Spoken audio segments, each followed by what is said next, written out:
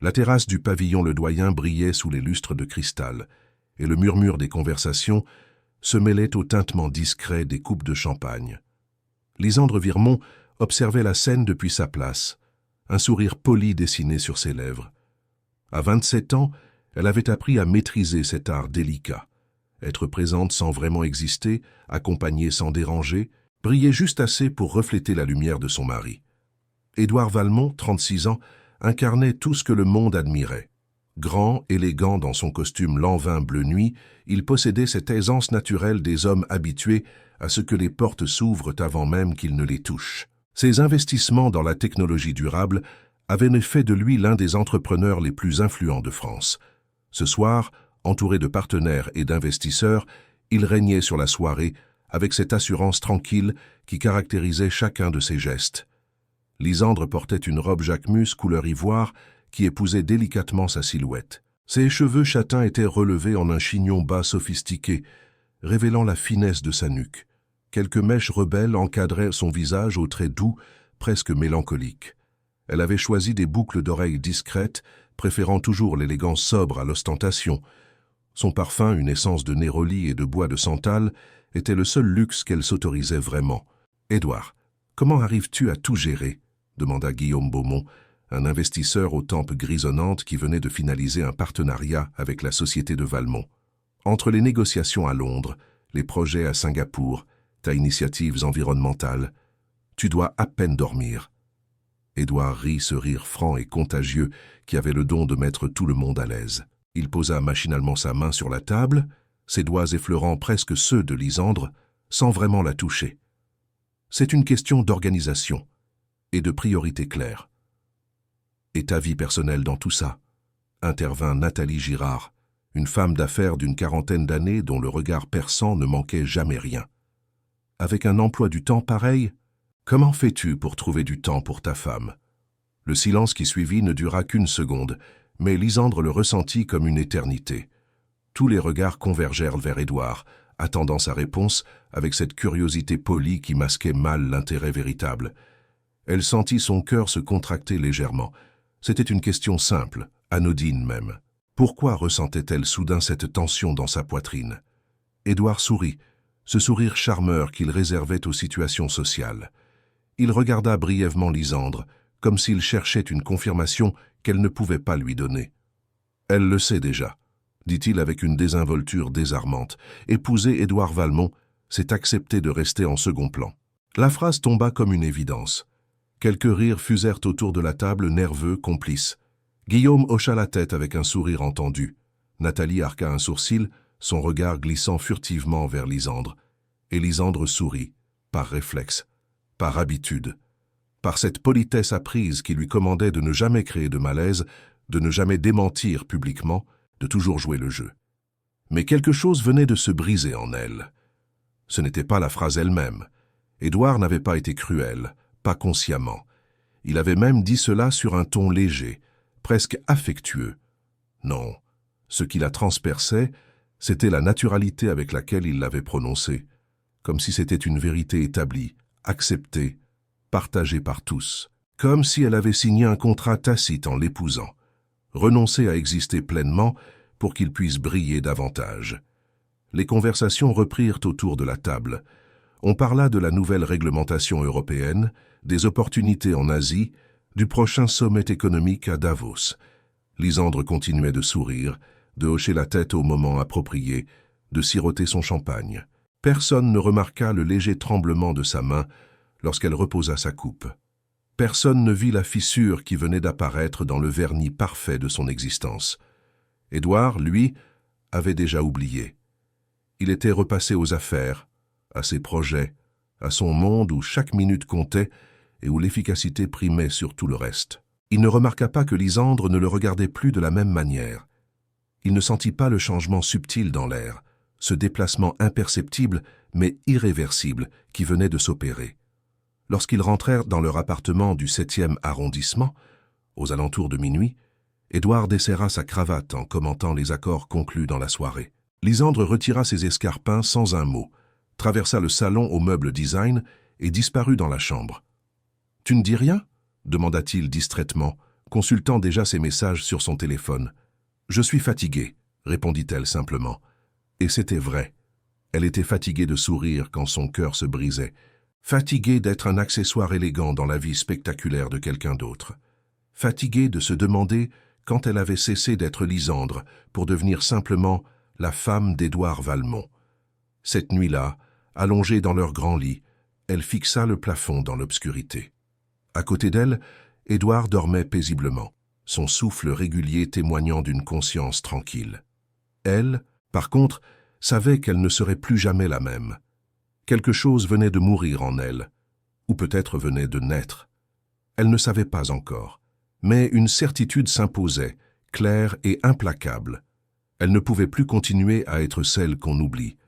Les jours qui suivirent cette soirée au pavillon Le Doyen ressemblèrent à tous les autres, en apparence. Lisandre se levait à 7 heures, préparait le café qu'Édouard buvait distraitement, en parcourant les actualités financières sur sa tablette, l'embrassait sur la joue avant qu'il ne parte pour son bureau, situé dans le 8e arrondissement.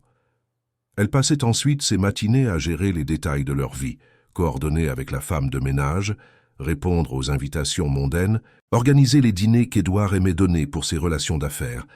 Mais intérieurement, tout avait changé. Lisandre se surprenait à observer son mari différemment, comme si elle le voyait pour la première fois à travers un voile déchiré. Elle remarquait maintenant la façon dont il parlait d'elle aux autres, toujours avec affection, mais jamais avec respect. Comment ils racontaient leurs anecdotes, en se plaçant au centre, elle n'étant qu'un détail périphérique. Comment il oubliait systématiquement de mentionner qu'elle avait étudié la littérature, comparée à la Sorbonne, qu'elle parlait couramment 4 langues, qu'elle avait renoncé à un doctorat pour le suivre lorsqu'il avait lancé sa première entreprise. Un mardi après-midi, alors qu'elle déjeunait seule dans leur appartement au haut plafond et aux fenêtres donnant sur une cour pavée, son téléphone vibra. C'était Amélie Dufresne, sa meilleure amie depuis l'université, qu'elle n'avait pas vue depuis des mois. « Lisandre, ça fait une éternité. Tu me manques. On se voit quand ?» Lisandre regarda l'agenda synchronisé avec celui d'Édouard, qui occupait un coin de l'écran de son ordinateur portable. Jeudi soir, cocktail avec des investisseurs japonais. Vendredi, dîner chez les Beaumont. Samedi, week-end à Deauville avec des clients potentiels. Dimanche, brunch avec l'équipe de direction. Quand avait-elle accepté de vivre selon un emploi du temps qui n'était pas le sien? Jeudi soir, 19 h, au Café de Flore, proposa-t-elle, une pointe de rébellion naissant dans sa poitrine. Édouard rentra ce soir-là vers 22 h, les traits tirés mais l'œil vif. Il avait bouclé une levée de fonds importante pour son nouveau projet d'énergie solaire. Il débordait d'enthousiasme, parlant chiffres et perspectives pendant qu'elle l'écoutait depuis le canapé, un livre fermé sur ses genoux. « Au fait, j'ai prévu un cocktail jeudi soir avec les investisseurs de Tokyo. Sorte à robe noire, celle qu'ils avaient tous admirée la dernière fois. » Lisandre leva les yeux vers lui. Il ne l'avait pas regardé en parlant, occupé à se servir un whisky dans le bar encastré près de la bibliothèque. « Je ne pourrai pas venir jeudi. » Le silence qui suivit fut bref mais intense. Édouard se retourna, surpris. Ce n'était pas de la contrariété dans son expression, plutôt de l'incompréhension, comme si elle venait de parler une langue étrangère. « Comment ça ?»« J'ai prévu de voir Amélie. » Il fronça légèrement les sourcils, cherchant visiblement à se rappeler qui était Amélie. Cette hésitation blessa Lisandre plus qu'elle ne l'aurait imaginé. Il avait rencontré Amélie une dizaine de fois au moins. « Tu peux la voir un autre jour, non ?» C'est important, ces investisseurs. Nakamura a spécifiquement demandé si tu serais là. Tu fais bonne impression. Je fais bonne impression, répéta Lisandre lentement, comme si elle goûtait ses mots pour la première fois. Oui, tu es parfaite dans ce rôle. Tu sais exactement quoi dire, comment te comporter. C'est un atout. Un atout. Elle était un atout dans sa stratégie commerciale, pas une personne, pas une épouse, un élément fonctionnel de son succès. Je ne viendrai pas, Édouard. Cette fois, sa voix était ferme, presque froide. Édouard la dévisagea, son verre à la main, déconcerté par cette résistance inattendue. Lisandre soutint son regard sans ciller, et pour la première fois depuis des années, elle ne chercha pas à adoucir ses propos, à arranger les choses, à être accommodante. « Très bien, » finit-il par dire, avec une pointe d'agacement qu'il essayait de masquer. « Je suppose que je peux y aller seul. Tu supposes bien. » Il but une gorgée de whisky, visiblement déstabilisé. Lisandre se replongea dans son livre, mais les mots dansaient devant ses yeux. Son cœur battait fort. Elle venait de franchir une ligne invisible, et elle le savait. Ce n'était qu'un refus minuscule, insignifiant même, mais il portait en lui le poids d'une révolution silencieuse.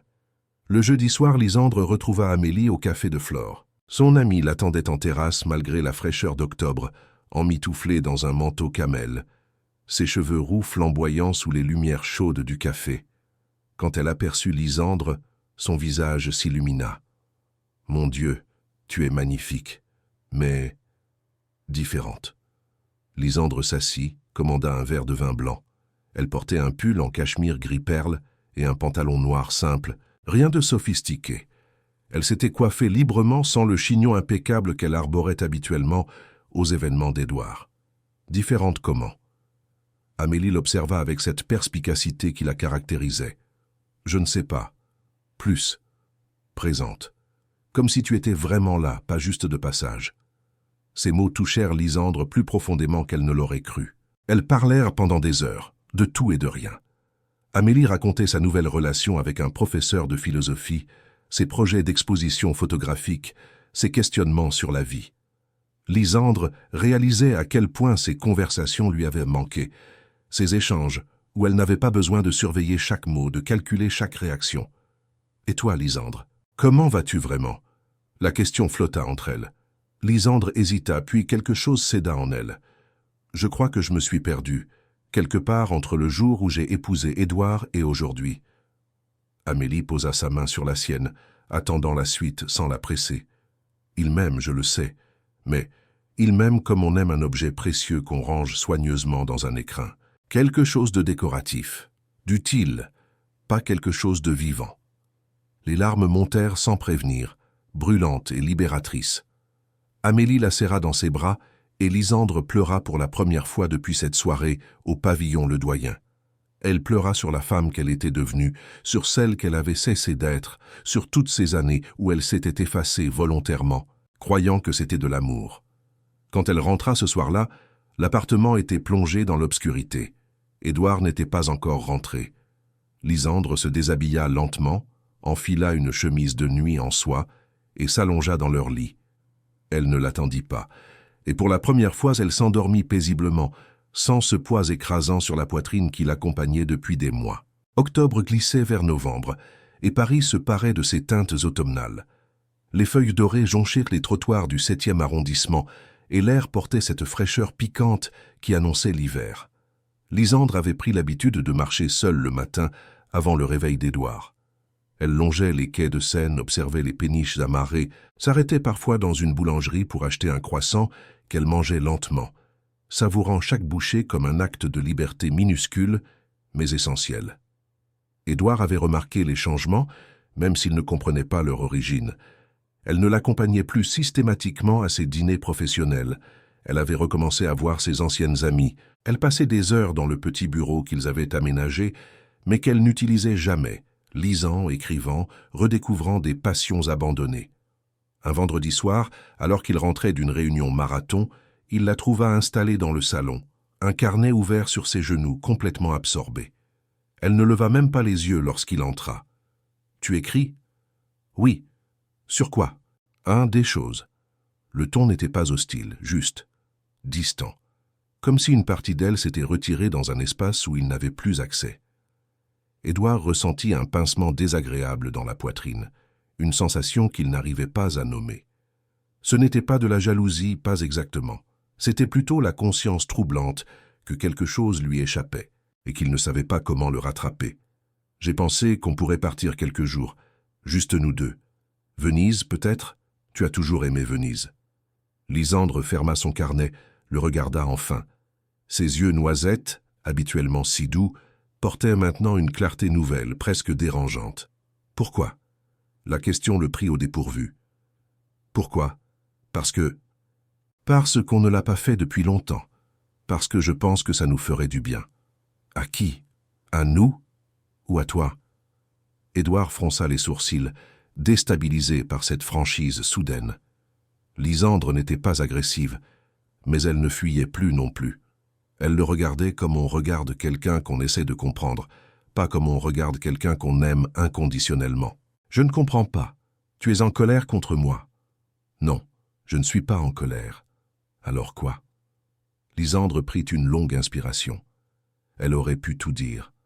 Elle aurait pu évoquer cette phrase au pavillon Le Doyen, ce moment où elle avait réalisé qu'elle n'était qu'un accessoire dans sa vie éclatante. Mais à quoi bon? Édouard n'avait pas dit cela par méchanceté. Il l'avait dit parce qu'il le pensait vraiment, naturellement, sans même y réfléchir. Et c'était précisément ça le problème. « Je suis juste fatigué, Édouard. »« Alors viens à Venise. Repose-toi. » Ce n'est pas ce genre de fatigue. Il ne sut quoi répondre. Le silence s'installa, lourd, chargé de tout ce qui n'était pas dit. Finalement, il hocha la tête, desserra sa cravate et partit vers la chambre. Lysandre resta seul dans le salon, son carnet contre son cœur, et sentit quelque chose de nouveau émerger en elle. Non pas du ressentiment, mais une forme de détachement. Elle commençait à se détacher de la douleur, et avec elle, de lui. Les semaines passèrent, et Édouard découvrait avec une inquiétude grandissante que Lysandre ne revenait pas. Oh, elle était toujours là physiquement, partageant le même appartement, dormant dans le même lit. Mais émotionnellement, elle s'était éloignée d'une distance qu'il ne savait pas mesurer. Un soir, il surprit une conversation téléphonique qu'elle avait avec Amélie. Il n'écoutait pas volontairement, mais la porte du bureau était entr'ouverte. « Non, je ne vais pas le quitter. Ce serait trop facile. Je vais juste exister pour moi. Avec ou sans lui, je ne sais pas encore. Mais je ne vais plus disparaître. » Ces mots le glacèrent. Lysandre ne parlait pas de divorce, de séparation. Elle parlait de quelque chose de plus effrayant. De continuer à vivre ensemble tout en étant séparés. De partager un espace sans partager une vie. Et pour la première fois depuis très longtemps, Édouard Valmont eut peur. Ce week-end-là, il annula une réunion importante à Lyon pour rester à Paris. Lysandre ne fit aucun commentaire, ne montra ni surprise ni satisfaction. Elle continua sa routine, lisant sur le balcon, préparant son déjeuner, sortant se promener l'après-midi. Il l'observait depuis le salon sans oser la rejoindre, conscient soudain qu'il ne savait plus comment lui parler. Le dimanche soir, n'en pouvant plus, il la rejoignit sur le balcon. Elle contemplait les toits de Paris, une tasse de thé entre les mains, emmitouflée dans un châle en laine. Elle était belle, d'une beauté tranquille et mélancolique qu'il n'avait jamais vraiment prise le temps d'admirer. « Lysandre. »« Oui. J'ai l'impression de te perdre. » Elle tourna enfin son regard vers lui, et ce qu'il y vit le bouleversa. Ce n'était pas de la colère, ni même de la tristesse. C'était pire, c'était de l'indifférence bienveillante, le regard qu'on porte sur quelqu'un qui nous a été cher autrefois. « Tu ne me perds pas, Édouard, tu ne m'as jamais vraiment eu. » Les mots résonnèrent dans l'air froid de novembre. Édouard voulut protester, dire que c'était faux, qu'il l'aimait, qu'elle comptait. Mais les mots restèrent coincés dans sa gorge parce qu'une part de lui savait qu'elle avait raison. « Je peux changer. » Peut-être, mais la question n'est pas là. Où est-elle alors? Lysandre but une gorgée de thé, réfléchit longuement avant de répondre. « La question est de savoir si je veux encore que tu changes, si je veux encore me battre pour quelque chose qui aurait dû être naturel. » Elle rentra à l'intérieur, le laissant seul sur le balcon, face à la ville illuminée et à la conscience terrifiante qu'il avait peut-être détruit la meilleure chose qui lui soit jamais arrivée, non pas par cruauté mais par négligence. Cette nuit-là, Édouard ne dormit pas. Il resta éveillé dans le salon, repensant à toutes ces années où il avait pris Lysandre pour acquise, où il l'avait présentée comme un accessoire pratique de sa réussite, où il avait oublié qu'elle avait ses propres rêves, ses propres aspirations, sa propre valeur, qui n'avait rien à voir avec lui. Et pour la première fois de sa vie, Édouard Valmont ne savait pas comment résoudre un problème. Décembre s'installa sur Paris avec sa lumière pâle et ses matinées givrées. Les Champs-Élysées scintillaient sous les illuminations de Noël, et les vitrines des grands magasins rivalisaient de créativité pour attirer les passants. Mais dans l'appartement du 7e arrondissement, l'atmosphère restait figée dans un entre-deux inconfortable, ni guerre ni paix, juste une coexistence polie et douloureuse. Édouard multipliait les tentatives. Il rentrait plus tôt le soir, proposait des sorties, des restaurants, même un voyage surprise aux Maldives qu'il avait réservé sans la consulter. Lysandre avait décliné poliment, expliquant qu'elle préférait rester à Paris. Elle ne justifiait plus, ne s'excusait plus. Elle énonçait simplement ses choix, et cette nouvelle assurance la rendait à la fois plus belle et plus inaccessible. Un jeudi soir, Édouard organisa un dîner chez eux avec 4 couples d'amis proches. Lysandre accepta, à sa grande surprise. Elle passa l'après-midi à coordonner le traiteur, à dresser la table avec soin, à disposer des bougies et des compositions florales minimalistes. Quand les invités arrivèrent, elle les accueillit avec grâce, vêtue d'une robe Dior bleu nuit qui mettait en valeur sa silhouette élancée. Parmi les convives se trouvaient Théo et Clémence Fontaine, un couple d'entrepreneurs que Lysandre appréciait particulièrement. Théo dirigeait une start-up dans le développement durable, tandis que Clémence gérait une maison d'édition indépendante. Ils formaient un couple où l'équilibre semblait naturel, où chacun brillait sans éteindre l'autre. Le dîner se déroulait agréablement. Les conversations alternaient entre anecdotes légères et débats plus profonds sur l'économie, la politique, l'avenir de l'Europe. Lysandre participait, offrant des observations pertinentes qui surprenaient certains invités habitués à la voir en retrait. Édouard remarqua le changement, oscillant entre fierté et malaise. Au moment du dessert, alors que le champagne coulait généreusement, Guillaume Beaumont, présent avec sa nouvelle compagne, se tourna vers Édouard avec un sourire complice. « Dis-moi, Valmont, comment fais-tu pour gérer une entreprise en pleine expansion et maintenir une vie de couple harmonieuse? J'avoue que je rame un peu de mon côté. » Le silence se fit autour de la table. Édouard sentit tous les regards converger vers lui, mais surtout celui de Lysandre, calme et attentif. C'était un moment de vérité, et il le savait. Il pouvait répéter le même type de réponse désinvolte qu'au pavillon Ledoyen, ou il pouvait choisir l'honnêteté. Il prit une longue inspiration, posa sa coupe et regarda Lysandre avant de répondre. « Pour être franc, Guillaume, je ne sais pas si je gère bien. J'ai longtemps cru qu'il suffisait d'avoir une partenaire qui comprenne les exigences de mon travail. Quelqu'un qui accepte de passer en second. Mais j'ai réalisé récemment que... » Il marqua une pause, cherchant ses mots avec une vulnérabilité inhabituelle. « J'ai réalisé que je confondais amour et commodité, que j'avais transformé ma femme en spectatrice de ma vie au lieu d'en faire une partenaire. » Le silence autour de la table s'approfondit, mais cette fois, c'était un silence respectueux, presque recueilli. Clémence échangea un regard avec Théo. Guillaume hocha lentement la tête. C'est courageux de le reconnaître. Courageux. Édouard eut un rire amer. Non, c'est juste lucide, et probablement trop tard. Lysandre ne dit rien. Elle se contenta de siroter son champagne, le visage indéchiffrable. Mais quelque chose avait bougé en elle, une fissure minuscule dans l'armure qu'elle s'était construite. Ce n'était pas grand-chose, juste la reconnaissance que peut-être, Édouard commençait enfin à comprendre. Après le départ des invités, ils débarrassèrent ensemble en silence. Lysandre rinçait les verres pendant qu'Édouard rangeait les chaises autour de la table. La scène aurait pu être banale, domestique, mais elle était chargée d'une tension nouvelle, différente de celle qui les habitait depuis des semaines. « Tu le pensais vraiment ?» demanda finalement Lysandre sans le regarder. « Car c'était juste pour sauver la face devant nos amis. » Édouard s'arrêta, une chaise dans les mains. « Je le pensais. Je le pense. Pourquoi maintenant? Qu'est-ce qui a changé? Toi, tu as changé. Et ça m'a obligé à me regarder vraiment. Pour la première fois, je crois. » Lysandre posa le verre qu'elle tenait, se tourna vers lui. Dans la pénombre de la cuisine éclairée seulement par la lumière tamisée du salon, elle semblait presque irréelle, comme une apparition fragile et forte à la fois. « Tu sais ce qui est ironique, Édouard? Pendant des années, j'ai essayé de te faire me voir.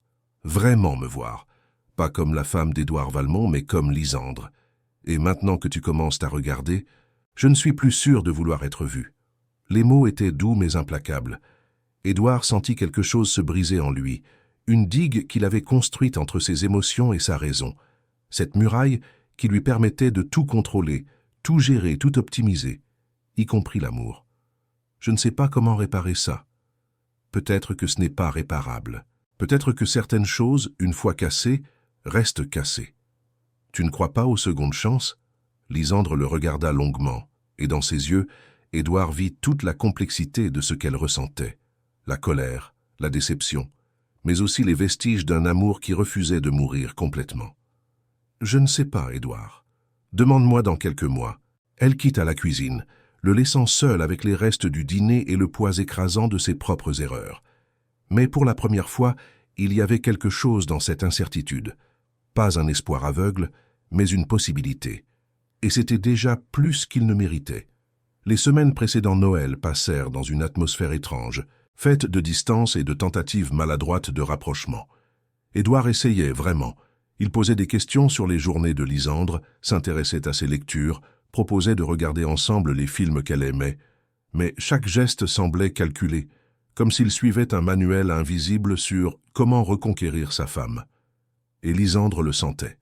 Un après-midi de mi-décembre, alors qu'elle flânait dans une librairie du quartier latin, elle tomba sur Théo Fontaine, perdu au milieu des rayons de philosophie. Lisandre, quelle surprise! Ils prirent un café dans un bistrot voisin, installé près de la fenêtre embuée par la chaleur intérieure. Théo commanda un double expresso, Lisandre un thé Earl Grey. La conversation démarra doucement, évitant soigneusement le sujet évident. « Clémence m'a dit qu'elle aimerait te revoir, sans nos maris, si tu vois ce que je veux dire. » Lisandre sourit. C'était une invitation subtile à l'amitié, à l'existence en dehors du rôle d'épouse. « Avec plaisir. » Théo hésita, touilla son café, puis se lança. « Écoute, je sais que ce n'est pas mes affaires, mais... ce qu'Édouard a dit l'autre soir, c'était puissant. Je ne l'avais jamais vu aussi vulnérable. Je sais. Tu lui en veux encore ?» Lisandre regarda par la fenêtre, observant les passants emmitouflés qui longeaient les vitrines décorées. « Je ne lui en veux pas, Théo. C'est presque pire. Je suis juste vide. » Comme si la partie de moi qui l'aimait inconditionnellement s'était épuisée à force d'être ignorée. « Tu l'aimes encore ?» La question flotta entre eux. Lisandre prit son temps pour répondre. « Oui, mais différemment. Comme on aime quelqu'un qu'on a connu, qui nous a été cher, mais qui n'appartient plus vraiment à notre présent. C'est étrange. » Théo acquiesça lentement, respectant la complexité de ce qu'elle exprimait. « Il souffre, tu sais. Je l'ai vu la semaine dernière. Il est perdu. » Bien. Le mot sortit plus sec qu'elle ne l'aurait voulu, mais elle ne le retira pas. Théo ne la jugea pas. Il comprenait que la colère, même éteinte, laissait descendre. Le soir de Noël approchait, et avec lui, la perspective de le passer en famille. Les parents d'Édouard avaient organisé le réveillon dans leur propriété près de Fontainebleau. C'était une tradition immuable. La grande maison familiale, les vins convives, le repas somptueux, les cadeaux disposés sous un sapin monumental. Lisandre avait toujours trouvé ces réunions éprouvantes, se sentant jaugée, évaluée, comparée aux belles sœurs plus expansives, plus brillantes en société. « On n'est pas obligé d'y aller », proposa Édouard un soir, alors qu'ils dînaient face à face dans leur appartement silencieux. Lisandre leva les yeux de son assiette, surprise. « Tes parents seraient dévastés. »« Peut-être, mais toi, tu veux y aller ?» C'était la première fois qu'il posait la question, la première fois qu'il considérait son envie avant les attentes familiales. Lisandre réfléchit. Une part d'elle voulait refuser, rester à Paris, passer Noël seule avec un livre et du thé. Mais une autre part, plus petite, plus fragile, se demandait si ce geste d'Édouard ne méritait pas d'être reconnu. « Allons-y, mais je pars quand je veux. Si c'est trop, je rentre. »« D'accord, on prendra 2 voitures. » Ce compromis, simple en apparence, représentait un changement fondamental. Édouard ne décidait plus pour elle. Il ne supposait plus, il demandait, négociait, acceptait. Le réveillon arriva. La propriété des Valmont brillait sous les guirlandes lumineuses, imposante avec ses pierres centenaires et ses fenêtres à meneaux. Lisandre descendit de voiture, ajusta son manteau en laine anthracite et prit une longue inspiration. Édouard la rejoignit, n'osa pas prendre sa main, mais marcha à côté d'elle, attentif. La soirée se déroula comme prévu. Les conversations polies, les embrassades forcées, les remarques subtiles de Diane, la mère d'Édouard, sur « comme Lisandre est discrète ce soir ». Mais quelque chose était différent. Quand un oncle demanda à Édouard s'il allait bientôt donner des héritiers, au lieu de rire ou de dévier, il répondit simplement « C'est un sujet qui appartient à Lisandre et moi ». Le ton était ferme, sans agressivité mais sans ambiguïté. Le silence qui suivit fut bref mais significatif. Lisandre croisa son regard à travers la pièce et pour la première fois depuis des mois, elle lui offrit un vrai sourire. Pas un sourire poli, pas un sourire de façade. Un sourire sincère, celui qu'on réserve à quelqu'un qui vient de nous défendre. Plus tard dans la soirée, alors qu'elle s'était réfugiée dans la bibliothèque pour échapper à l'agitation, Édouard la retrouva. Elle était assise dans un fauteuil près de la cheminée, un livre ancien entre les mains, éclairé par la lueur dansante du feu. « Tu veux rentrer ?»« Pas encore, ici c'est calme. » Il s'assit dans le fauteuil voisin, respectant la distance entre eux. « Merci d'être venu. Merci de m'avoir laissé choisir. » Ils restèrent ainsi en silence, écoutant le crépitement des bûches, les échos lointains des rires et des conversations. Ce n'était pas grand-chose, ce moment partagé sans mots. Mais c'était un début, fragile, incertain, mais réel. « Lysandre ? Oui, je sais que je t'ai perdu, je le sais. Mais si un jour tu me donnes la chance de te reconquérir, pas comme ma femme, mais comme toi, comme Lysandre, je promets de ne plus jamais gâcher ça. » Elle ne répondit pas tout de suite. Elle ferma le livre, le posa sur ses genoux et regarda le feu danser dans l'âtre. « On verra, Édouard, on verra. » Et dans ce « on verra », il y avait un monde de possibilités. Pas une promesse, mais pas une condamnation non plus. Juste une porte entr'ouverte laissant filtrer une lumière timide, et pour l'instant c'était suffisant. Janvier apporta avec lui un froid mordant et un ciel d'un gris uniforme. Paris semblait engourdi sous la grisaille, et l'appartement du 7e arrondissement portait encore les traces des fêtes passées. Quelques guirlandes oubliées, des bougies à moitié consumées, le fantôme d'une période où ils avaient presque été proches. Lysandre avait pris une décision importante pendant les premiers jours de la nouvelle année. Elle s'était inscrite à un atelier d'écriture créative qui se tenait tous les mardis soirs dans une librairie de Saint-Germain. C'était quelque chose qu'elle avait toujours voulu faire, mais qu'elle avait repoussé, année après année, par manque de temps, par peur, par cette habitude de se mettre en dernier. Le premier soir, elle arriva avec 10 minutes d'avance, nerveuse comme une étudiante le jour de la rentrée. La librairie était petite, chaleureuse, avec ses étagères en bois sombre croulant sous les livres. Au fond, une salle était aménagée avec une dizaine de chaises disposées en cercle. 7 personnes étaient déjà installées, des hommes et des femmes de tous âges, certains feuilletant des carnets, d'autres buvant du thé dans des tasses dépareillées. L'animatrice s'appelait Roxane Mercier, une femme d'une 50aine d'années aux cheveux argentés coupés courts, dont le regard pétillant inspirait immédiatement confiance. Elle accueillit Lysandre avec un sourire chaleureux. « Bienvenue. Installez-vous où vous voulez, on commence dans 5 minutes. » L'atelier débuta par une présentation simple. Chacun devait dire son prénom et pourquoi il était là. Lysandre écouta les autres. Un étudiant qui voulait écrire un roman de science-fiction, une retraitée qui rédigeait ses mémoires, un homme d'affaires qui utilisait l'écriture comme thérapie. Quand vint son tour, elle prit une inspiration. « Je m'appelle Lysandre. Je suis ici parce que j'ai oublié qui j'étais, et j'espère que l'écriture m'aidera à me retrouver. » Les mots étaient sortis plus crûment qu'elle ne l'aurait voulu, mais personne ne parut choqué. Au contraire, plusieurs personnes hochèrent la tête avec compréhension. Roxane lui sourit. « Vous êtes au bon endroit. » L'exercice du soir était simple. Écrire pendant 15 minutes sur le thème « Ce que je n'ai jamais osé dire ». Lysandre fixa la page blanche de son carnet, le stylo suspendu au-dessus du papier. Puis, sans réfléchir, elle se mit à écrire. Les mots coulèrent, d'abord lentement, puis avec une fluidité surprenante. Elle écrivit sur les années de silence, sur les sourires forcés, sur la sensation d'être transparente dans sa propre vie. Elle écrivit jusqu'à ce que Roxane annonce doucement que le temps était écoulé. Quand elle rentra ce soir-là, Édouard était encore au bureau. Elle se prépara une tisane, s'installa sur le canapé et relut ce qu'elle avait écrit. C'était brut, parfois maladroit, mais c'était vrai. Et cette vérité, même imparfaite, avait quelque chose de libérateur. Édouard, de son côté, traversait sa propre transformation. Il avait commencé à voir un thérapeute, une démarche qu'il avait toujours considérée comme réservée aux personnes faibles ou perdues. Mais il se rendait compte maintenant qu'il était justement perdu et que cette perte n'avait rien à voir avec la faiblesse. Le cabinet du docteur Arnaud Tessier se trouvait dans le 9e arrondissement, dans un immeuble haussmannien discret. Les séances duraient 50 minutes, pendant lesquelles Édouard, pour la première fois de sa vie, parlait vraiment. Il parlait de son enfance dans une famille où l'excellence était attendue, où les émotions étaient perçues comme des distractions, où réussir signifiait dominer. Il parlait de comment il avait reproduit ce modèle dans son mariage, sans même s'en rendre compte. « Vous dites que vous aimez votre femme. observa le docteur Tessier lors de leur 4e séance. Mais comment lui montrez-vous cet amour? Édouard réfléchit longuement. Je subviens à ses besoins. Je lui offre une vie confortable.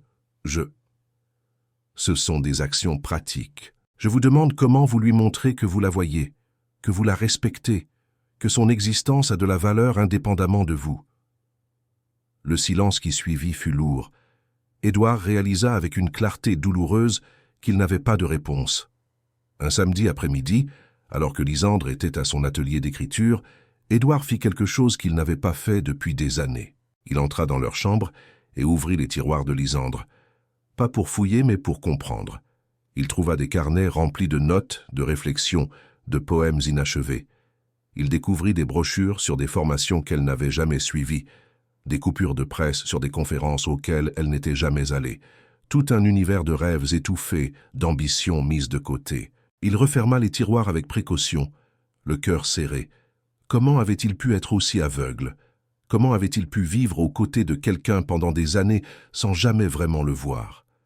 Quand Lisandre rentra ce soir-là, elle trouva Édouard dans la cuisine, en train de préparer le dîner. Ce n'était pas extraordinaire en soi, il savait cuisiner, mais il ne le faisait jamais. Elle s'appuya contre le chambranle de la porte, observant ses gestes maladroits avec les légumes. « Qu'est-ce que tu fais ?»« J'essaie de faire une ratatouille. Enfin, quelque chose qui y ressemble. »« Pourquoi ?» Il se retourna, une courgette à la main, et la regarda avec une intensité qu'elle ne lui connaissait pas. « Parce que tu fais toujours tout, et que je réalise que je ne sais même pas ce que tu aimes manger. » Lisandre sentit quelque chose se déplacer dans sa poitrine, une émotion qu'elle ne pouvait pas nommer. Ce n'était pas du pardon, pas encore, mais c'était de la reconnaissance.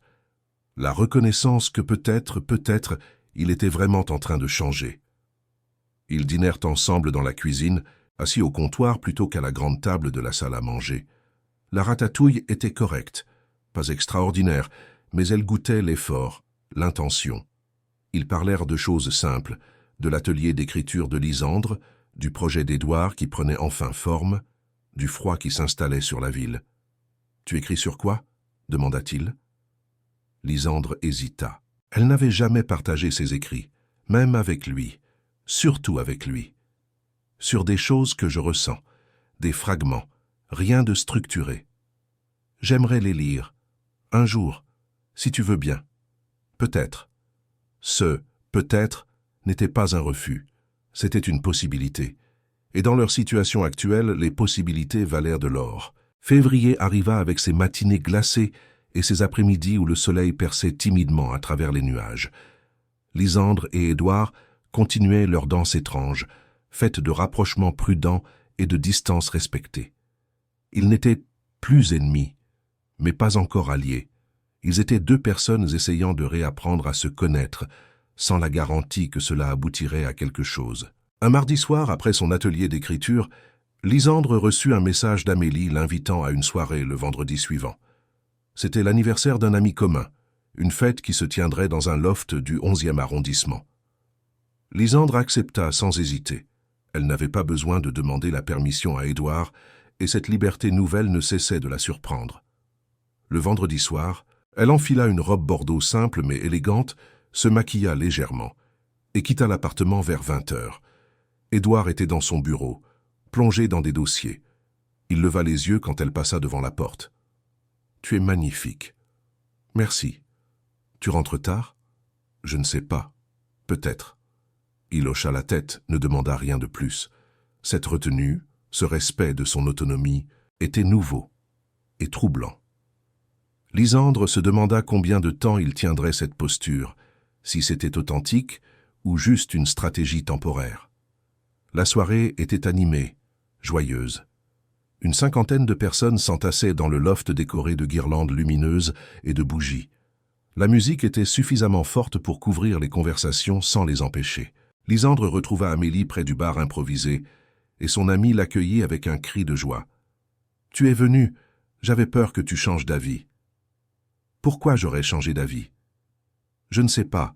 L'ancien toi aurait peut-être prétexté une obligation avec Édouard. » Lisandre sourit. Amélie avait raison. L'ancienne Lisandre aurait trouvé une excuse, aurait privilégié la possibilité hypothétique qu'Édouard ait besoin d'elle plutôt que sa propre envie d'être là. Au cours de la soirée, un homme s'approcha d'elle. Il s'appelait Bastien, était architecte et possédait ce charme décontracté des gens qui ne se prennent pas au sérieux.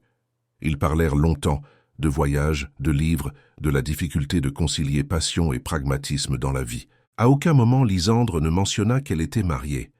Ce n'était pas une omission calculée, juste une absence, comme si cette partie de sa vie appartenait à un autre monde, un monde dont elle s'était temporairement échappée. Bastien était drôle, attentif. Il la regardait vraiment quand elle parlait, posait des questions de suivi, semblait sincèrement intéressé par ce qu'elle disait. Lisandre réalisait combien elle avait oublié ce que c'était que d'être écoutée, d'être vue comme une personne complète, et non comme la moitié d'un couple. Vers minuit, alors qu'ils étaient tous les deux sur le balcon étroit du loft, profitant de l'air frais malgré le froid, Bastien se tourna vers elle. « Tu es mariée, n'est-ce pas ?» La question prit Lisandre au dépourvu. Elle baissa les yeux vers sa main gauche, vers l'alliance en or blanc qu'elle portait depuis 5 ans. « Oui. » « Heureusement ?» Lisandre ne répondit pas tout de suite. Comment répondre à une question aussi complexe avec un simple « oui » ou « non » ? « Je ne sais pas. » Bastien hocha la tête, respectant son honnêteté. « Pour ce que ça vaut, je pense qu'il a beaucoup de chance. » Ce n'était pas une tentative de séduction, juste une observation sincère. Lisandre lui sourit, reconnaissante pour cette simplicité. Quand elle rentra à l'appartement vers 2 heures du matin, elle trouva Édouard endormi sur le canapé du salon, un livre ouvert sur sa poitrine. Il s'était changé, portait un simple t-shirt et un pantalon de pyjama. Dans son sommeil, il semblait plus jeune, presque vulnérable. Lisandre resta un moment à le regarder, sentant un mélange d'émotions contradictoires, de la tendresse, mais aussi de la colère persistante, de l'attachement, mais aussi du détachement. Elle le réveilla doucement. « Édouard, va te coucher. » Il ouvrit les yeux, désorienté, puis la vit. Un sourire fugace passa sur ses lèvres. « Tu es rentré. »« Oui. »« Tu t'es bien amusé. »« Oui. » Il se leva et tira son dos douloureux d'être resté dans une position inconfortable. « Je suis content. » Et elle le crut. Il était vraiment content qu'elle ait passé une bonne soirée, sans lui, avec ses propres amis. C'était un changement si radical par rapport à l'homme qui, quelques mois auparavant, s'attendait à ce qu'elle soit disponible pour ses besoins à tout moment. « Pourquoi tu m'as attendu ?» Édouard hésita puis décida d'être honnête. « Je ne sais pas. J'imagine que... Je voulais juste savoir que tu étais rentré en sécurité. Tu aurais pu m'envoyer un message. Je sais. Mais j'avais envie d'être là. Pas pour te contrôler. Juste. Pour être là. » Lisandre ne sut quoi répondre. Elle hocha simplement la tête, retira ses chaussures, et ils marchèrent ensemble vers la chambre. Cette nuit-là, pour la première fois depuis des mois, ils dormirent rapprochés, pas enlacés, mais proches. Et dans ce rapprochement millimétrique, il y avait quelque chose qui ressemblait dangereusement à de l'espoir. Le lendemain matin, un samedi, Lisandre se réveilla avant Édouard. Elle le regarda dormir, observa les rides légères au coin de ses yeux, la mâchoire carrée qui se relâchait dans le sommeil. Il était toujours l'homme qu'elle avait aimé, mais elle n'était plus la femme qu'il avait épousée. Cette asymétrie la troublait. Elle se leva silencieusement, prépara du café et s'installa avec son carnet dans le salon baigné de lumière matinale. Elle écrivit pendant 1 heure, laissant les mots venir sans censure. Elle écrivit sur la soirée de la veille, sur Bastien qu'il avait regardé comme une personne entière, sur Édouard qu'il avait attendu sur le canapé.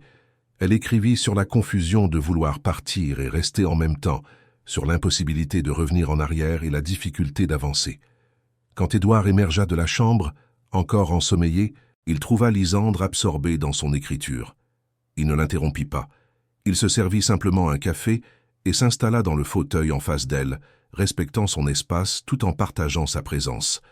Après un long moment, Lisandre referma son carnet et leva les yeux vers lui. « Tu as des projets aujourd'hui ?»« Rien d'important. Et toi ?»« J'aimerais aller me promener. Peut-être au jardin du Luxembourg. Tu veux de la compagnie ?» Lisandre le regarda, évaluant la question. L'ancienne, elle aurait dit oui par politesse.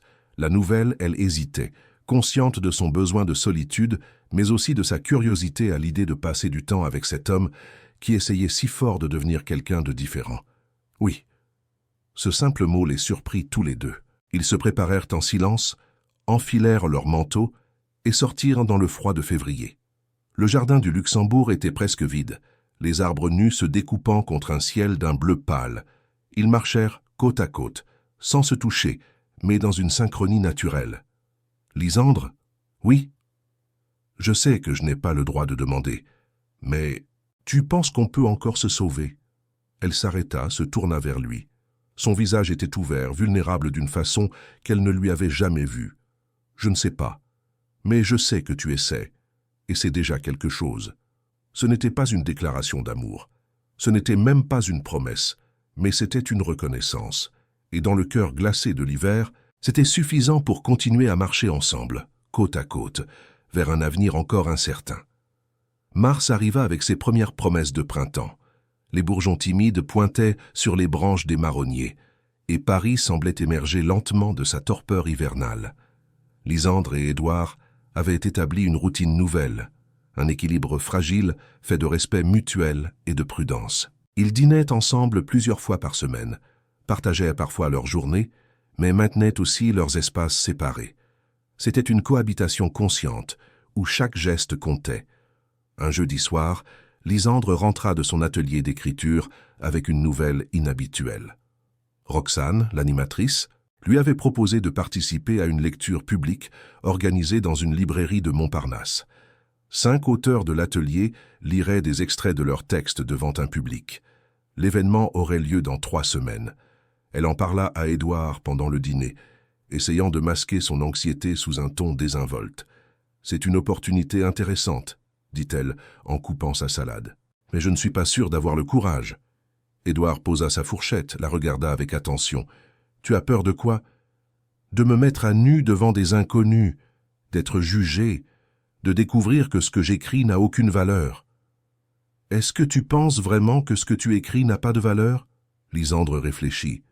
Non, elle ne le pensait pas. Ces textes étaient imparfaits, mais ils étaient vrais. Et cette vérité avait forcément une valeur, même si elle était uniquement pour elle-même. Non. Alors fais-le. La simplicité de sa réponse la désarma. Pas de grande tirade motivationnelle, pas de minimisation de ses peurs. Juste un encouragement direct, qui la traitait comme quelqu'un de capable de prendre ses propres décisions. « Tu viendras. » La question lui échappa avant qu'elle n'ait le temps de la retenir. Édouard la regarda, surpris mais touché. « Tu veux que je vienne ? » ?»« Je ne sais pas. Peut-être. »« Alors je viendrai. Si tu changes d'avis, tu me le dis. » Cette flexibilité nouvelle, cette capacité à s'adapter à ce qu'elle voulait plutôt qu'à ce qu'il supposait, continuait de surprendre Lysandre. Elle hocha la tête, sentant un mélange de terreur et d'excitation à l'idée de lire ses textes en public. Les semaines qui suivirent, elle travailla ses textes avec acharnement. Elle choisit 3 extraits. Un sur le sentiment d'invisibilité dans son propre mariage, un sur la redécouverte de soi et un dernier sur l'espoir fragile. Chaque soir, elle les relisait, les peaufinait, les récitait à voix basse pour s'habituer au son de ses propres mots. Édouard, de son côté, vivait sa propre révolution. Il avait commencé à déléguer davantage au bureau, à refuser certains projets qui l'auraient éloigné de Paris trop longtemps. Ses associés avaient remarqué le changement, certains avec inquiétude, d'autres avec respect. Lors d'une réunion de direction, son bras droit, Julien Marchand, l'avait pris à part. « Tu es différent ces derniers temps. Tout va bien ? » ?»« Oui, je réapprends juste mes priorités. » »« À cause de Lysandre ?» Édouard ne nia pas. Julien était un ami autant qu'un collègue, quelqu'un qui avait été témoin de l'évolution de leur couple. « J'ai failli la perdre. Non, c'est faux. Je l'avais déjà perdue. Je suis juste en train d'essayer de comprendre si elle acceptera de me laisser la reconquérir. » Julien hocha la tête, pensif. « Tu sais ce qui m'a toujours frappé chez Lysandre, c'est qu'elle ne demandait jamais rien. Elle était toujours là, toujours souriante, toujours accommodante. Mais plus j'y pense, plus je me dis que quelqu'un qui ne demande rien, c'est quelqu'un qui a arrêté d'espérer obtenir quelque chose. » Ces mots résonnèrent en Édouard longtemps après la conversation. Lysandre n'avait jamais été exigeante, capricieuse, difficile. Et il avait interprété cela comme de la satisfaction, alors que c'était de la résignation. Le soir de la lecture publique arriva trop vite. Lysandre se prépara avec un soin méticuleux, choisissant une robe simple en jersey noir, qui la faisait se sentir à la fois confortable et présentable. Elle attacha ses cheveux en un chignon lâche, appliqua un peu de mascara. Dans le miroir, elle vit une femme qu'elle reconnaissait enfin. Pas la femme parfaite qu'elle avait essayé d'être, mais quelqu'un de réel, d'imparfait, de vivant. Édouard l'attendait dans le salon, vêtu d'un pantalon sombre et d'un pull en cachemire gris. Il avait délibérément évité le costume, comprenant que ce soir n'était pas une de ses soirées professionnelles, mais quelque chose qui appartenait entièrement à Lisandre. « Tu es prête ?»« Non. Mais allons-y quand même. » Ils prirent le métro jusqu'à Montparnasse, un choix délibéré plutôt que leur voiture habituelle. Quelque chose dans la normalité du trajet apaisa Lisandre. Édouard ne parla pas, respectant son besoin de silence, se contentant d'être là, une présence rassurante à ses côtés. La librairie était bondée. Une cinquantaine de personnes s'entassaient entre les étagères, certaines assises sur les chaises pliantes, disposées devant un petit podium, d'autres debout au fond. Amélie était là, ainsi que Clémence et Théo. Roxane accueillit Lisandre avec un sourire encourageant. « Tu vas être merveilleuse, respire et laisse les mots faire leur travail. » Lisandre était la quatrième à lire. Elle écouta les trois autres avec une attention distraite, son cœur battant de plus en plus fort à mesure que son tour approchait. Quand Roxane prononça son nom, elle se leva, les jambes tremblantes, et s'avança vers le podium. La lumière était chaude, presque aveuglante. Elle ne voyait pas vraiment le public, juste des silhouettes floues. Elle prit une longue inspiration, ouvrit son carnet et commença à lire. Sa voix tremblait au début, puis se raffermit. Les mots qu'elle avait écrits dans la solitude de leur appartement, les émotions qu'elle avait couchées sur papier en pensant qu'elles ne serviraient que de catharsis personnelle, prenaient vie dans cet espace partagé. Elle lut sur la douleur de devenir invisible, sur la honte de s'être laissée effacer, sur la difficulté de se reconstruire.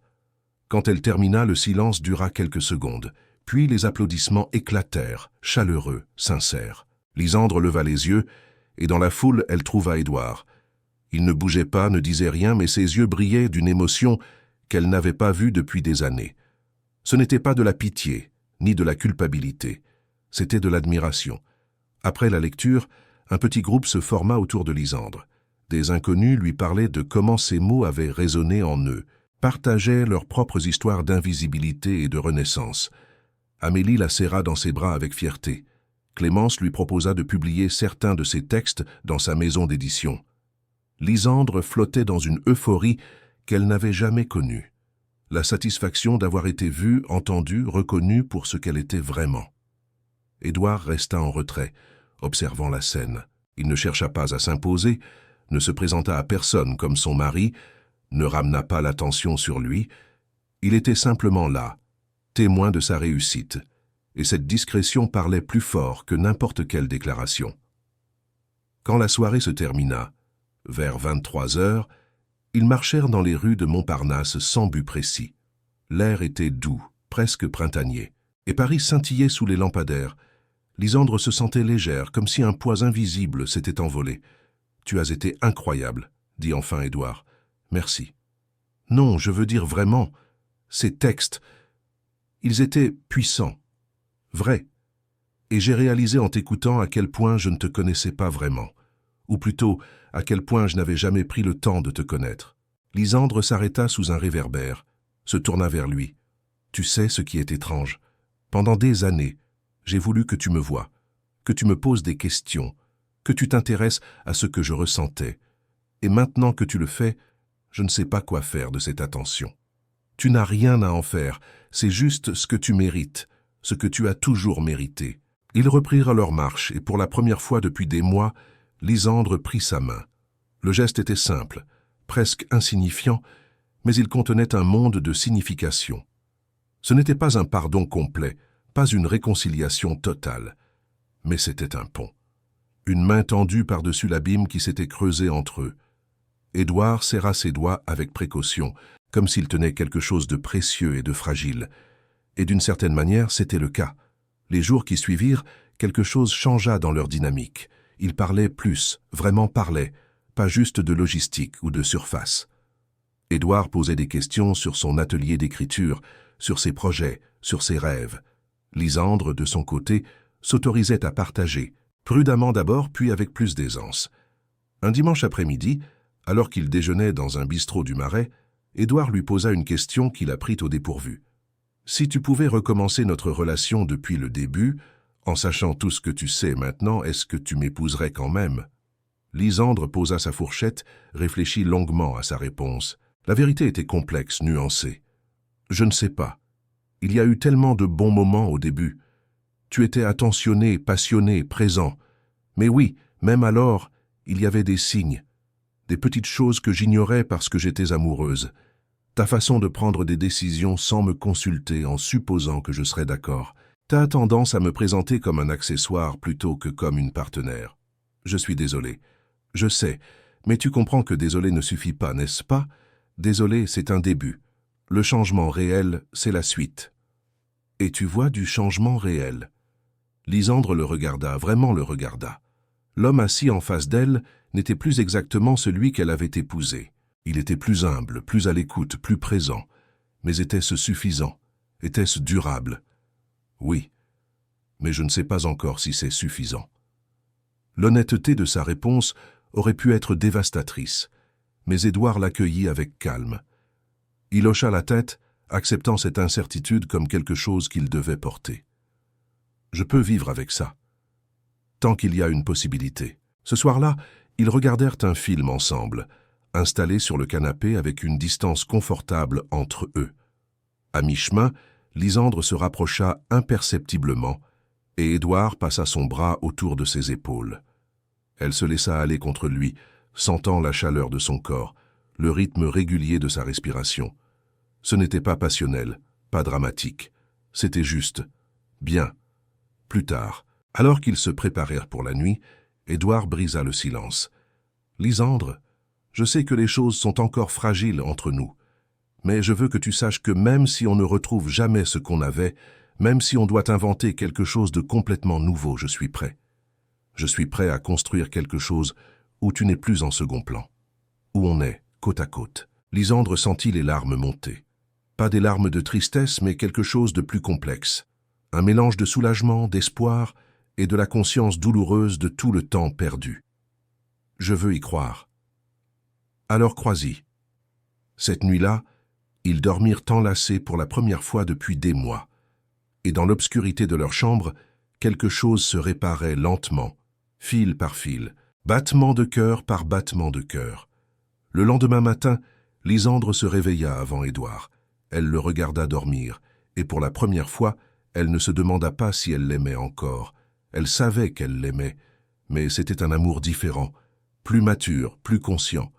Un amour qui ne se contentait plus de l'inadéquat, qui n'acceptait plus les miettes.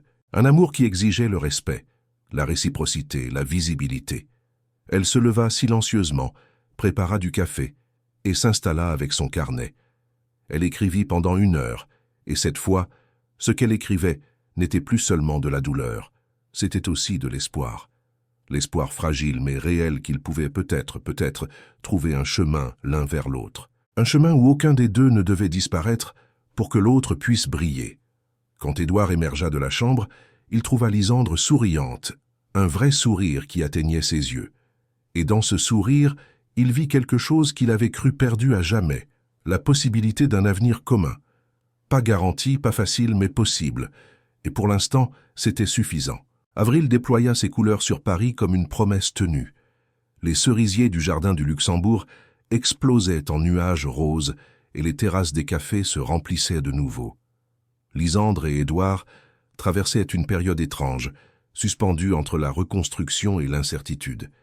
Ils avançaient lentement avec précaution, comme 2 personnes apprenant à danser ensemble après avoir oublié les pas. Un événement changea tout. Guillaume Beaumont organisait une grande soirée pour célébrer le lancement de son nouveau fonds d'investissement.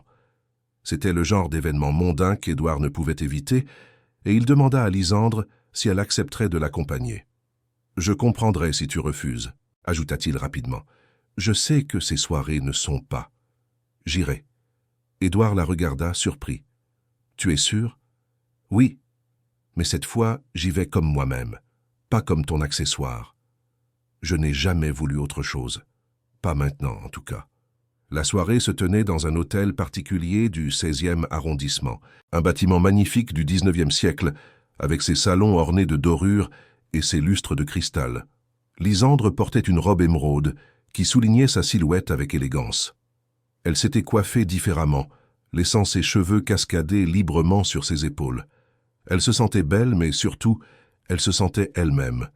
Quand ils entrèrent, plusieurs têtes se tournèrent. Édouard posa naturellement sa main dans le creux de son dos, un geste protecteur mais pas possessif. Ils saluèrent Guillaume et sa compagne, puis se mêlèrent à la foule d'investisseurs, d'entrepreneurs et de personnalités parisiennes. Au cours de la soirée, Lysandre se retrouva en conversation avec Nathalie Girard, la femme d'affaires qui avait été présente lors de cette fameuse soirée au pavillon Ledoyen, celle où tout avait commencé. Nathalie l'observait avec un intérêt renouvelé. « Vous avez changé, Lysandre. Il y a quelque chose de différent. »« Vraiment ? Oui, vous semblez. Présente. Avant, vous étiez là physiquement, mais on sentait que vous étiez ailleurs. » Lysandre sourit. C'était exactement ça. Elle avait passé des années à être ailleurs, enfermée dans sa propre disparition. Disons que j'ai appris à occuper mon propre espace. Ça vous va bien. La conversation dériva vers d'autres sujets, et Lysandre réalisa qu'elle prenait plaisir à ces échanges. Elle n'était plus en train de jouer un rôle, de surveiller chaque mot pour ne pas embarrasser Édouard. Elle était simplement elle-même, exprimant ses opinions, même quand elle divergeait de celles des autres. Plus tard, dans la soirée, le moment redouté arriva. Un groupe s'était formé autour d'Édouard, discutant stratégie d'investissement et perspectives économiques. Guillaume, légèrement éméché, lança avec un sourire « Alors Valmont, toujours aussi obsédé par le travail. Ta pauvre femme doit vraiment être patiente pour te supporter. » Le silence se fit. Plusieurs personnes présentes se souvenaient de la réponse d'Édouard lors de cette soirée mémorable. Lysandre sentit tous les regards converger vers eux, attendant de voir comment Édouard réagirait cette fois. Édouard posa son verre. Son visage se ferma légèrement, et quelque chose dans son attitude fit taire les conversations environnantes. Il y eut un moment de flottement, un silence inconfortable. Il regarda Guillaume, puis se tourna vers Lysandre. Ses mains tremblaient imperceptiblement. « Tu te trompes, Guillaume. » Sa voix était basse, presque hésitante. Ce n'était pas le ton assuré du chef d'entreprise habituel. C'était quelque chose de plus brut, de plus vulnérable. Il prit une inspiration, visiblement mal à l'aise d'être le centre d'attention de cette manière. Plusieurs personnes échangèrent des regards gênés.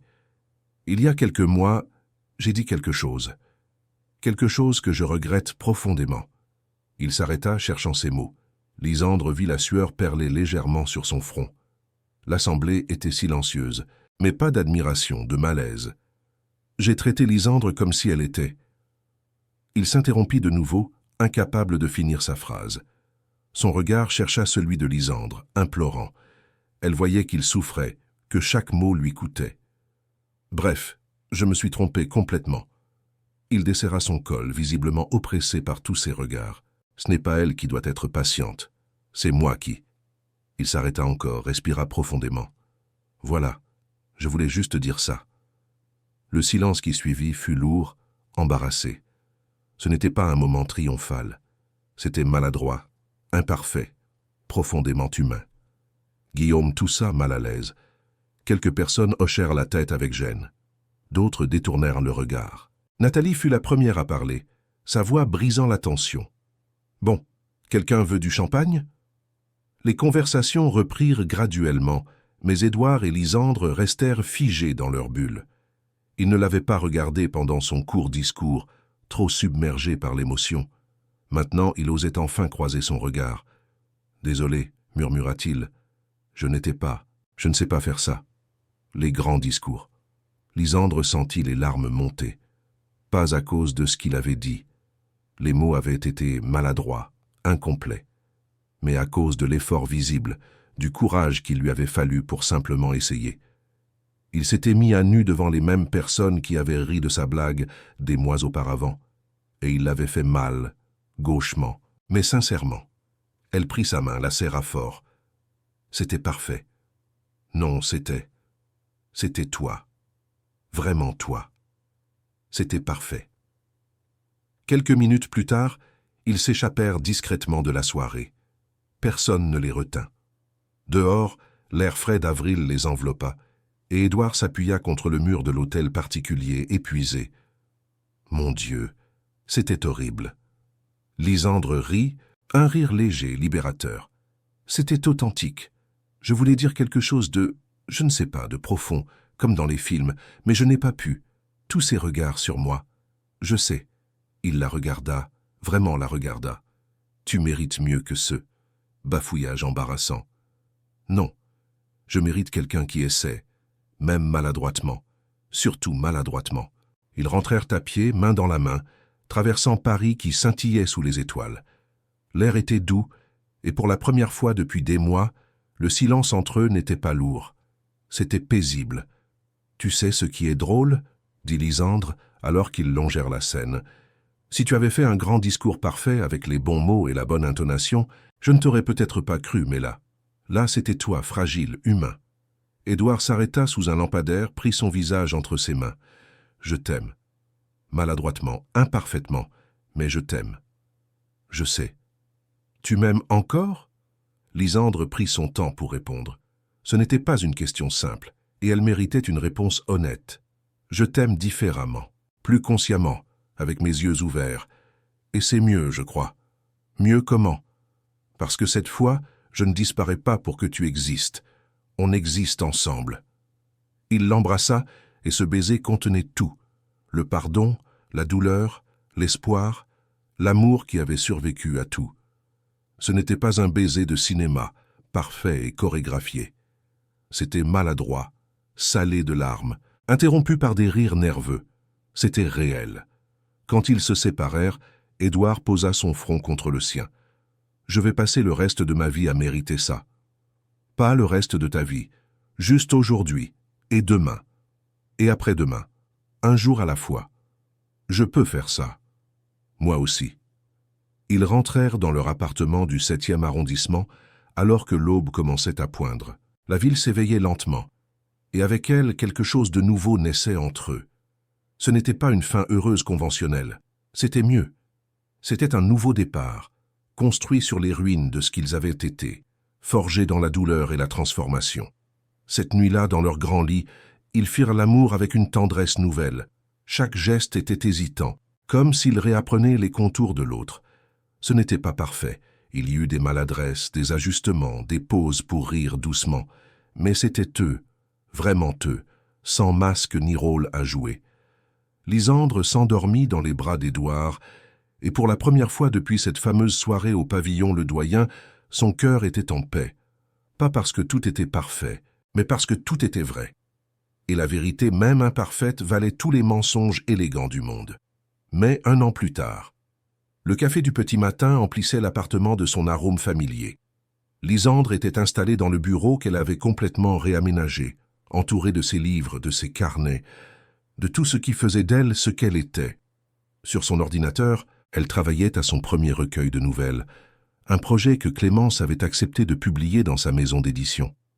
Édouard entra doucement, posa une tasse de thé à côté d'elle. « Tu as besoin de quelque chose ?»« Non.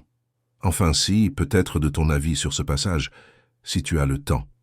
J'ai toujours le temps. » Il s'assit à côté d'elle, lut attentivement ce qu'elle lui montrait. Ils discutèrent du texte pendant une demi-heure, Édouard posant des questions, offrant des observations, mais sans jamais imposer son opinion. C'était devenu leur nouvelle routine, ce respect mutuel de l'espace et du travail de l'autre. Les changements n'avaient pas été instantanés ni faciles. Il y avait eu des rechutes, des moments où Édouard retombait dans ses anciens réflexes, où Lysandre se fermait par protection.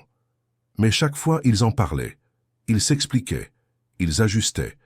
Édouard avait restructuré son entreprise, promu une nouvelle directrice générale qui gérait le quotidien pendant qu'il se concentrait sur la stratégie. Il rentrait pour dîner au moins 4 soirs par semaine. Il avait appris à dire non, à déléguer, à comprendre que sa valeur ne se mesurait pas au nombre d'heures travaillées. Lysandre, de son côté, avait continué son atelier d'écriture, participé à plusieurs lectures publiques, commencé à donner des ateliers elle-même. Elle avait retrouvé Amélie régulièrement, maintenu son cercle d'amis indépendamment d'Édouard. Elle existait pleinement, entièrement, sans s'excuser. Un samedi après-midi, alors qu'ils se promenaient au bord de la Seine, ils croisèrent Guillaume et sa compagne. Après les salutations d'usage, Guillaume se tourna vers Édouard. « Tu as vraiment changé, Valmont. Toute la ville en parle. Certains disent que tu as perdu ton mordant. » Édouard regarda Lysandre qui marchait à côté de lui, pas derrière, pas devant, mais à côté. Il sourit. « J'ai perdu mon arrogance. C'est différent. Et j'ai gagné quelque chose de beaucoup plus précieux. Quoi donc ? Une partenaire. Une vraie. » Lysandre pressa sa main, et dans ce geste simple, il y avait tout l'amour du monde. Ils continuèrent leur promenade, et Guillaume les regarda s'éloigner avec une expression pensive. Peut-être qu'il commençait à comprendre, peut-être pas, mais cela n'avait plus d'importance. Ce soir-là, ils dînèrent chez Théo et Clémence. La conversation était animée, joyeuse, pleine de rires et de débats amicaux. À un moment, Clémence leva son verre. « Je porte un toast à Lysandre, dont le premier recueil sortira dans 3 mois et qui va, j'en suis sûr, toucher beaucoup de cœurs. »« À Lysandre », répétèrent tous en chœur. Lysandre rougit légèrement, mais ne détourna pas le regard. Elle acceptait ses compliments, ses reconnaissances, parce qu'elle savait maintenant qu'elle les méritait. Plus tard, alors qu'ils rentraient dans la nuit douce de mai, Édouard s'arrêta sur le pont des Arts. « Tu te souviens quand on est venu ici il y a 6 ans, juste après nos fiançailles ? Oui, tu avais dit que nous allions conquérir le monde ensemble. J'étais un idiot, je pensais que conquérir le monde signifiait réussir professionnellement. Et maintenant ?» Édouard la prit dans ses bras, la regarda dans les yeux. « Maintenant, je sais que conquérir le monde signifie construire une vie où nous sommes tous les deux entiers, où personne ne disparaît, où l'amour ne se mesure pas en sacrifice, mais en présence. » Lysandre sourit, ce sourire qui désormais atteignait toujours ses yeux. « On a réussi alors. Oui, on a réussi. » Ils s'embrassèrent sous les étoiles, tandis que la Seine coulait paisiblement en contrebas. Ce n'était pas un happy ending de conte de fées. C'était mieux. C'était réel, imparfait, gagné durement. C'était l'histoire de 2 personnes qui avaient failli se perdre et qui avaient choisi, jour après jour, de se retrouver. Lysandre avait souri à travers la douleur, traversé l'obscurité et trouvé sa propre lumière. Et cette fois, quand elle souriait, ce n'était pas par politesse, par obligation ou pour masquer sa souffrance. Cette fois, quand elle souriait, c'était parce qu'elle était heureuse. Vraiment, profondément, authentiquement heureuse. Et c'était tout ce qui comptait. Édouard a humilié Lysandre publiquement, et il a fallu des mois pour qu'il comprenne vraiment ce qu'il avait fait. Si c'était vous, pourriez-vous pardonner? Méritait-il une seconde chance, ou aurait-elle dû partir? Et vous? Avez-vous déjà donné une seconde chance à quelqu'un qui vous a profondément blessé? Cela en valait-il la peine? Votre participation sur la chaîne est très importante. Merci de laisser votre avis dans les commentaires. Merci d'avoir regardé. Vos réactions sont très importantes pour notre travail. Laissez-nous un commentaire pour nous dire ce que vous pensez et d'où vous regardez. N'oubliez pas de vous abonner à la chaîne et d'activer les notifications pour ne rien manquer. Votre participation est très importante pour la poursuite de notre travail. Alors partagez-la avec ceux qui aimeront cette histoire.